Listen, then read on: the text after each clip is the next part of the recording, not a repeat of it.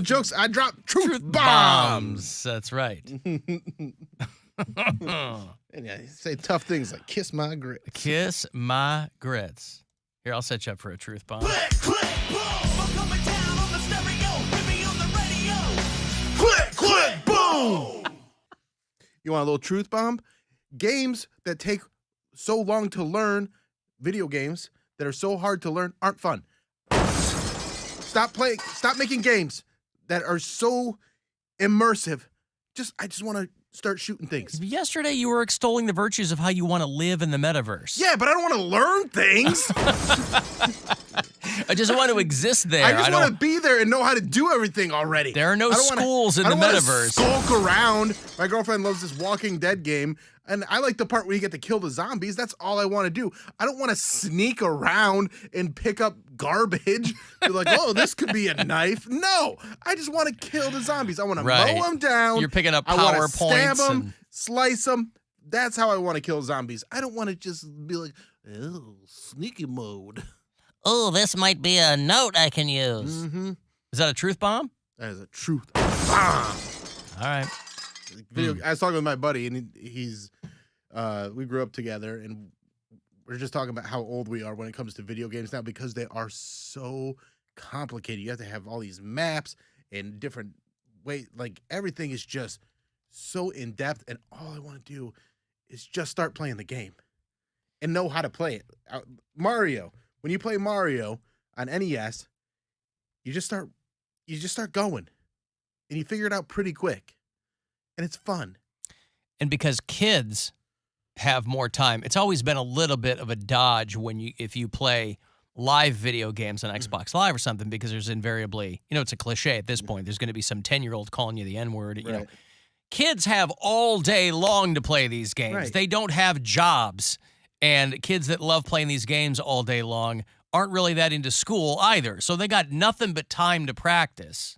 Well, so, of course, you're going to stink at these games. I remember when my son was younger. And I don't want to spend, if I'm playing video games, I'll probably play video games for a half an hour, maybe an hour. I don't want to spend an hour trying to figure out how to play the game. That's why I like Beat Saber, because all you do is you slice the box in the direction that it's telling you to go. Yeah! You turn on a song. Just like college. Jump, jump, jump. That's right. Slice a box, baby. Slicing the boxes. I remember when my son was 11 or 12 and Fallout New Vegas was brand new. Mm-hmm. And he's like destroying in this game. And it looks so, maybe as a newcomer it looked complicated, but like you said, there was so much running around and looking in shacks and figuring out what's what.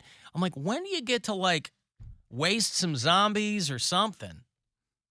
I don't know, that's man. That's what I want to do. I like games where you just, I'm a run and gunner is what my girlfriend called me. Mm-hmm. You just like to run and gun. I'm like, yeah, because that's why you go to video games. You don't go to, and she likes sneaking around and collecting things. And if I want to solve puzzles, I'll play Myst. Right.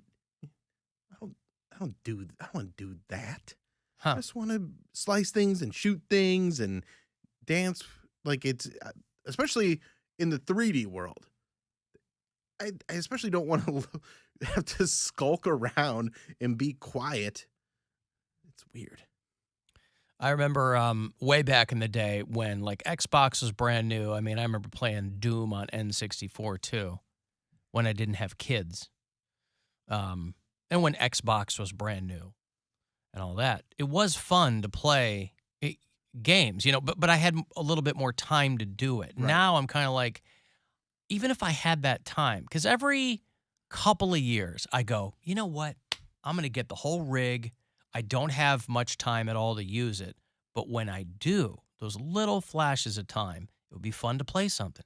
Except then you use all your time learning how to play it. Or updating it. Yeah. You go, come on. You have to like set an alarm. You go, okay, I'm going to play video games tonight, so I have to turn on my Xbox this morning so all the updates will be done. Download the thing. So that I can actually play tonight. Yeah. Because I was a sucker for a while for those Star Wars games. I was like, I understand the characters, I understand the backstory. Like I know, I'm kind of, I'm not going in cold with Star Wars games. And so they'd have like, Knights of the New Empire or something. They would have cool games, right? And I was like, oh, I'll get into this. And when my son was a little bit younger, I was like, oh, we'll play together. You know, I'll be here. We'll play online together. We did it a couple of times because I was like, I'm so behind the 8 ball on this thing. And I'm sure I'm boring him trying to catch up because kids just get in there and like zip, zap, zoop. Yep. You know, I'm like, oh, man, that's not. They know exactly what's going on. This is not fun for either one of us. Alan Todd Bridges just got married, and I didn't even know that he was still alive. Oh, yeah, he's out there. This is like his second or third wife? I don't know. He married a woman named Betty Jo. One word. White girl. And, yeah, I mean, it's Betty Jo and Todd. Good for them. Yeah, she seems nice. Looks like a civilian. He's stepdad to her 4 kids. She comes from a big Mormon family. Oh. They met on a dating app and got engaged 6 months later. That's how the Mormons do it. They work fast. He's got 2 grown kids. She's got 4 kids. He and his other wife split they were married for 14 years, but they split about 10 years ago. What you talking about, Russell M. Nelson? What? That's a deep dive for you. Russell M. Nelson. He's the prophet of the Mormon church. The Oh. president. Yeah. All right. Alan, you guys don't like open world games. No, I'm not looking to run around and maybe run into something. Yeah, No. and I know why people like. I understand. I do too. I get why that's fun, but I'm so far removed from gaming that it would take years for me to get back into it, and I just don't have the time or patience. I'm not gonna say I don't have the time. I don't have the patience to learn how to. That's why I like putting on the headset and starting, and I slice some boxes. man, I love these stories about how Vladimir Putin, former friends, keep falling out of windows. This is such a great. There's such a great consistency to this. What I don't Because under understand- normal circumstances, if you were prone to killing either your ex-allies who turned against you, because more and more of them are turning against him because of this whole mess in Ukraine, more and more of his former allies are turning against him, not to mention people who were already in opposition to him who meet their demise, but they're all in the same way. It's like whoever he sends after these people only know how to do one thing, and that's push people in the back. Like Hey, you think that if he it had, works, don't. If it ain't broke, don't fix it. it sounds like you kind of envision there might be like this high-tech way of doing it or something like one guy was shot from across the street, another guy had his drink poisoned. They all just fall out of windows, or the guy that used to run the Moscow Aviation Institute is the latest. They said that he fell to his death from a great height. New creative ways. They don't think anything. Another guy fell down the steps. What is Eric Clapton's relation to Vladimir Putin? I don't know if he has one. Okay. Why? What I find Tears in heaven? Is that you think that Eric Clapton's son was a ex-Putin ally who turned against No, him? I think- Meanwhile, he's a double agent. I think that's like something that Eric Clapton probably has a ton of guilt about, and so he just reenacting it with these people is like a way to cope. And Oh, I see. He's a copycat killer. Vladimir Putin. Right. I hope Steven Seagal is. I hope Trump's team, by the way, is keeping him away from windows. Because if he ends up on a sidewalk 4 stories below, that's how you'll know he finally outlived his usefulness to Putin. that'd be nuts. Vladimir Putin. Right. Steven Seagal, you said Just it. somebody being that strong. Vladimir Putin. Trump's a big dude. to be able to push him out a window. Yeah, all these people end up dying. They fell. I mean, have you ever in real life heard? Just think of all the stories we see every single day of people being killed, right? Car crashes, hit and run, drunk driving, murder. What? You never hear he fell out a window. And yet this is what happens all the time. No wonder Russia's losing the war. Russians are so clumsy. They're constantly falling out of windows, falling off of buildings. I feel like if you just keep the windows closed, I guess it should be okay. And I guess also, it's an inexpensive way to do it. You don't have to Yeah. pay for ammo or poison, or you just push them out a window. you just gotta have your meeting. You're like, hey, can we meet up in like hotel lobby? Like, nah. But the great I got thing, a room. But the great thing is all the stories are reported as though Oh my goodness, another accident.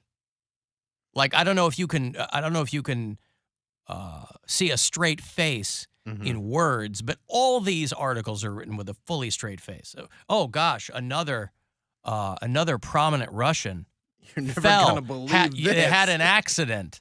The Putin took the Putin plunge. They need to rebrand this. What I don't understand is, well, actually, what I find fascinating is Vladimir Putin has an ex-wife. You mean Vladimir Putin. Vladimir Putin Vladimir Putin. has an ex-wife, and not only does he have an ex-wife, but that ex-wife remarried. So imagine you're marrying. but he's not married now, right? He's got like a hot girlfriend or something. Because I think his ex-wife looked like Khrushchev or something. Like she looked like an old Russian woman. Still, like, I wonder how that divorce went. Like, it probably wasn't messy. It probably he was like, "You get what I give you, bitch." Yeah. You want to get pushed out a window? That's what I'm saying. And then, like, imagine, Ludmilla? like, I imagine if you, I'll give you my penthouse suite. I Vladimir imagine, Putin. I imagine if you're Putin's ex, like you live a life of solitude, like you're never seen again. Well, no, you just stay out of his way. Just stay out of his way. And she has a husband. Like, listen, my husband is kind of powerful. Vladimir Putin. Just don't ruffle his feathers, okay? Imagine dating her. That's what I'm saying. I How can't was your believe she married last? again. How was your last? I mean, if she was, people would know who she was. But imagine they didn't, and she meets a guy in an app, and An app. you know what I mean? Like whatever they have, I'm sure they, it's not like we're the only ones with dating apps. And so she meets him on an app, and they're having borscht or whatever. They're having a date.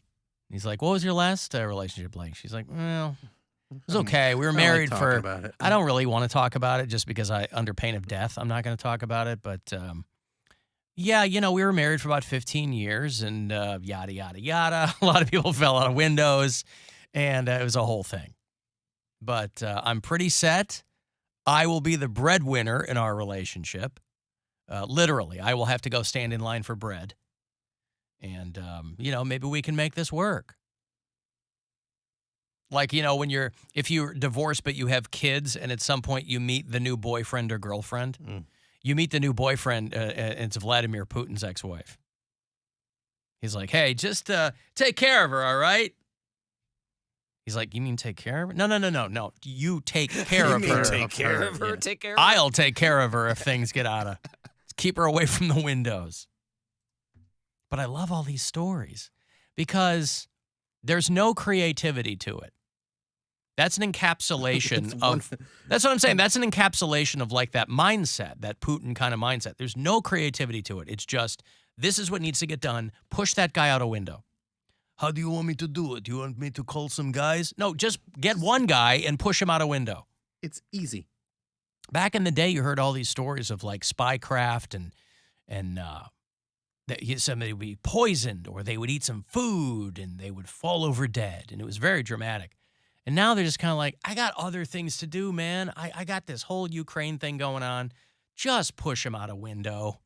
Just figure it out. Do I have to do everything around here? Everything? There's a new Reebok shoe. I know you're a sneakerhead. Are you going to buy the new Reebok shoe? Oh, what is it? New Well, there are some Reebok. people on Facebook who say that it's a sign of the devil. So, but I'm interested. the brand new Reebok shoe is called the Reebok X Maison something. That's house in French. I don't know what the whole thing is, but they have a split toe, which is not a look I'm into, unless I you're don't like cosplaying as a ninja. But it has like the cleft down the middle, Yeah. so it looks like a hoof. And of course, there are Facebook groups who say that it's, of course, Reebok is trying to pander to Satanists because Gotta pander to somebody. you really do have to. I mean, they come in Gotta red, they move come in some white. units. Yeah. They say that they look I don't too much those. like goat feet. I don't care for I don't like the way they look. But it's a trademark of the guy Looks like that a designed Ninja them. Turtle's foot. Right. Yeah. So the same guy that made these Reeboks, this is a new line for this designer, John Galliano, and he did them a few years ago, and they also had the split toe. It's not the first time anybody's seen this. But of course, because we're surrounded by dimwits. Somebody got online on Facebook and said that, of course, they're trying to pander to Satanists and other people who are into that sort of thing. You find that niche market, and you can move a lot of. And what's the matter with Satanists, by the way? I mean, need they're shoes too. Yeah.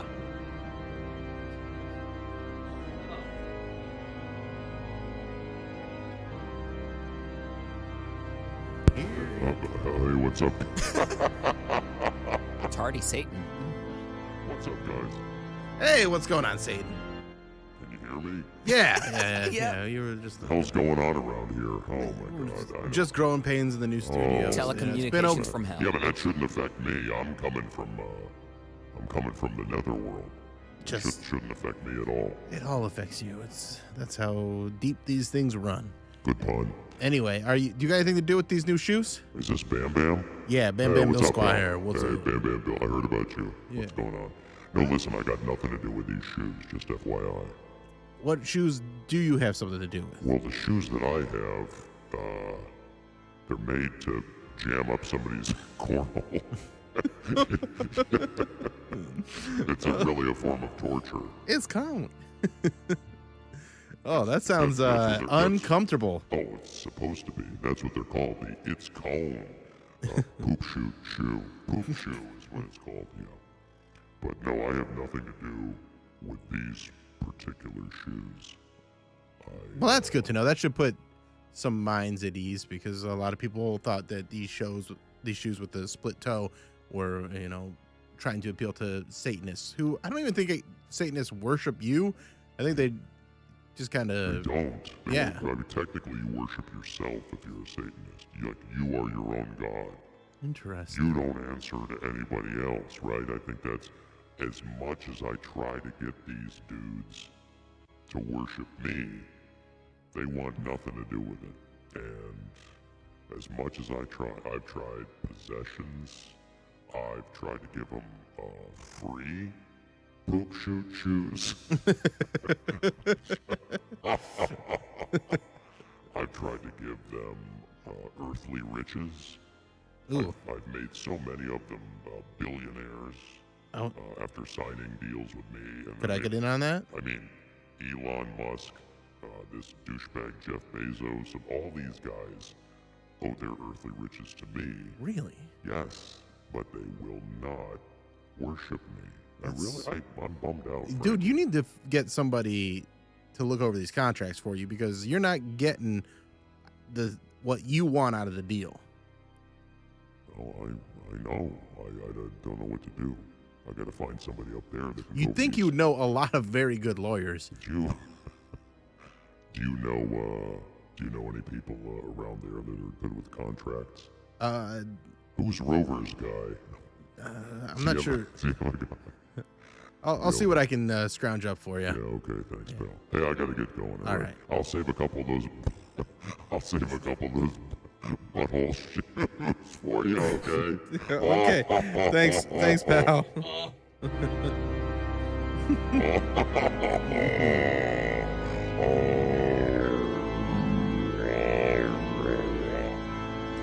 All right, I've got to take a break. If you want to send a text, 35192, AlanCoxShow.com. You can watch live there, and we'll be back after these. The Alan Cox Show. On 100.7 W.